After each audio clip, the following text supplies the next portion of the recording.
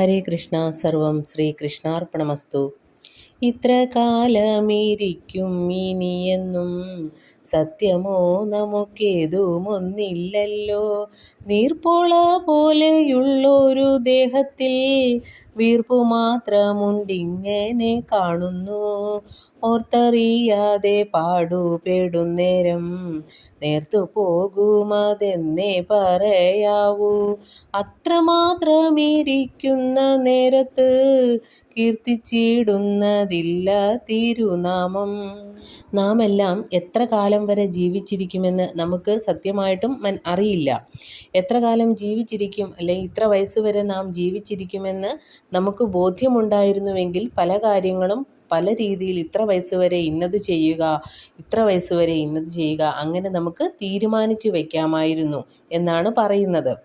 വാർദ്ധക്യകാലത്തിൽ നാം പല കാര്യങ്ങൾ ചെയ്യാമെന്ന് വിചാരിച്ചാലും അന്ന് നമുക്കത് സാധിച്ചു എന്ന് വരണമെന്നില്ല. കാരണം നമ്മുടെ ആരോഗ്യസ്ഥിതി വളരെ മോശമായിരിക്കും.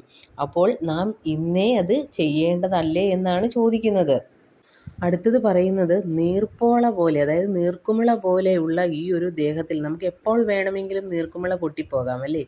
അങ്ങനെയുള്ളൊരു ദേഹത്തിൽ വീർപ്പ് മാത്രം എന്ന് ഇവിടെ പറയുന്നത്, നമ്മൾ കുറേ കാര്യങ്ങൾ ഇങ്ങനെ പൊക്കി പറയും. നമ്മൾ ഇന്ന ആളുടെ മകനാണ്, അല്ലെങ്കിൽ ഇന്ന ജോലിയാണ് എനിക്ക്, അല്ലെങ്കിൽ ഇന്ന കുലജാതനാണ് എന്നൊക്കെ നമുക്ക് പൊക്കി പറയാൻ സാധിക്കും. അങ്ങനെ വീർപ്പിച്ച് പറയാനായിട്ട് സാധിക്കും. അത് മാത്രമേ നമുക്ക് ഇങ്ങനെ കാണുകയുള്ളൂ എന്നാണ് പറയുന്നത്.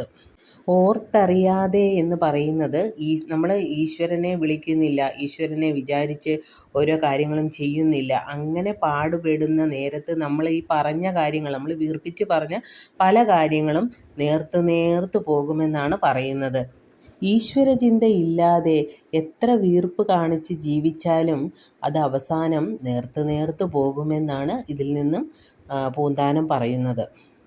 ഇങ്ങനെ നേർത്തു പോകുന്ന ഈ ഒരു സമയത്ത് നമ്മൾ ആ സമയം ഈശ്വരചിന്ത ചെയ്യാമെന്ന് വിചാരിച്ചാൽ നമ്മുടെ മനസ്സിലേക്ക് കയറി വരുന്നത് നമ്മൾ ആ ഒരു വീർത്തിരുന്ന ആ ഒരു കാലഘട്ടത്തെ പറ്റിയായിരിക്കും. അപ്പോൾ നിരാശയായിരിക്കും ഫലം.